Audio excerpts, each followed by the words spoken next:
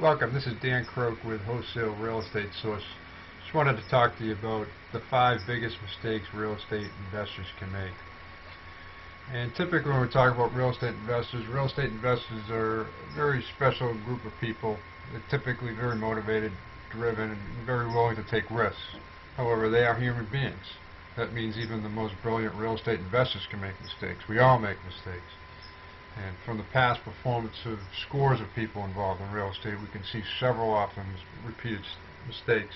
And here are 5 of the most common mistakes. Number 1 is paying too much for the property.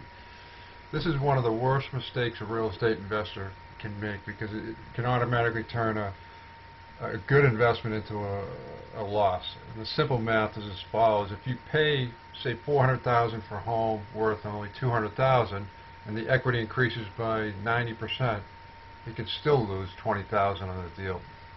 And here is some news. The property probably isn't going to increase in equity by 90% unless you discover oil on that property. But in all seriousness, paying too much for a property undermines the profitability of an investment. In a similar vein, some might fall into the trap of over-fixing a property. This happens all too often. If you invest too much in fixing up the property, you cut into the profits on the resale. It's as simple as that. And as such, it is necessary to avoid going over budget on the rehab of the home. Number 2 is not effectively determining the real estate taxes. This is very big because imagine getting a great deal. You purchase say a $200,000 home for $100,000.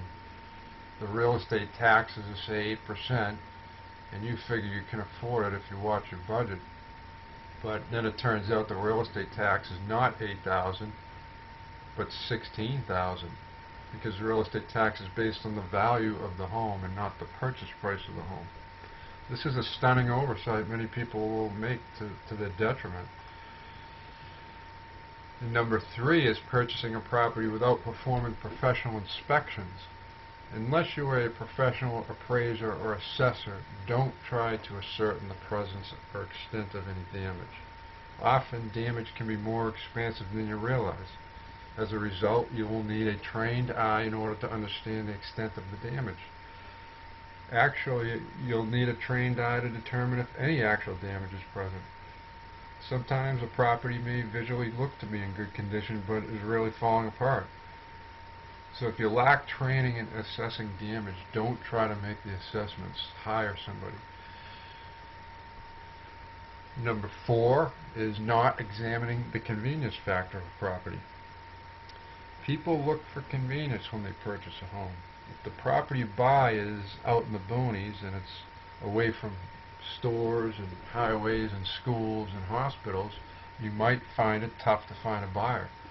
That means you might need to make the property more attractive by just dropping the price.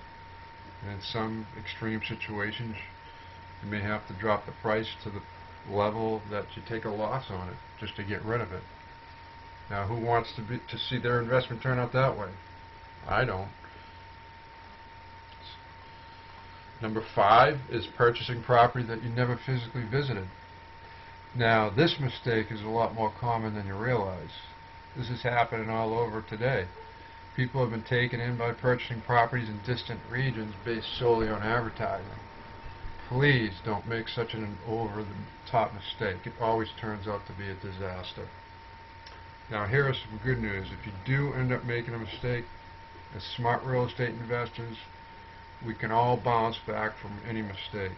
And as such, if you're making an error in judgment and it leads to a poor investment decision, you just need to lick your wounds, bite the bullet, and move on to a better investment decision in the future. Thank you for listening and watching. If you like more information, please visit our website at http://blog.wholesalerealestatesource.com. Thank you.